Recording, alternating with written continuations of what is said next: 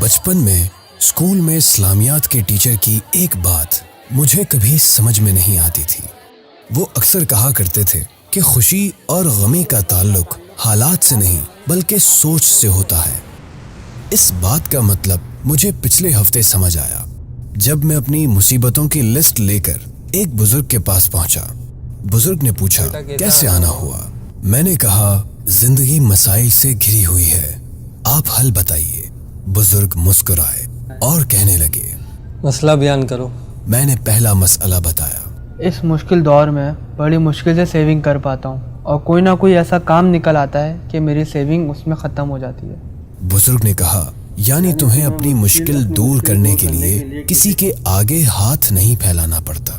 اس جواب پر میں حیران ہو گیا کہ جو بھی ہو میرے اخراجات میری ہی سیونگ سے پورے ہو جاتے ہیں، مجھے کسی کے آگے ہاتھ نہیں پھیلانا پڑتا۔ دوسرا مسئلہ بیان کرو بیٹا۔ سیلری کی اچھی خاصی رقم گھر کے کرائے میں نکل جاتی ہے۔ اس کا مطلب تمہارے پاس سر چھپانے کے لیے چھت موجود ہے نا؟ یہ بات سن کر حیرت سے میری آنکھیں پھٹ پڑی کہ میں نے یہ تو کبھی سوچا ہی نہیں کہ اس دنیا میں کتنے لوگوں کے پاس سر چھپانے کے لیے چھت بھی نہیں ہوتی۔ تیسرا مسئلہ بیان کرو بیٹا۔ حضرت ہر مہینے گیس، بجلی، پانی، پیٹرول کا اچھا خاصا ٹیکس ادا کرنا پڑتا ہے۔ یعنی تم ان چیزوں کو استعمال بھی کرتے ہو اور اس کی استعداد بھی رکھتے ہو؟ بزرگ نے کہا چوتھا مسئلہ بتاؤ۔ مہنگائی کی وجہ سے دن میں 2 جابیں کرنی پڑتی ہیں، تھک جاتا ہوں۔ بزرگ پھر مسکرائے اور کہا یعنی تمہارے اندر 2 جابز کرنے کی طاقت ہے نا؟ ساتواں مسئلہ۔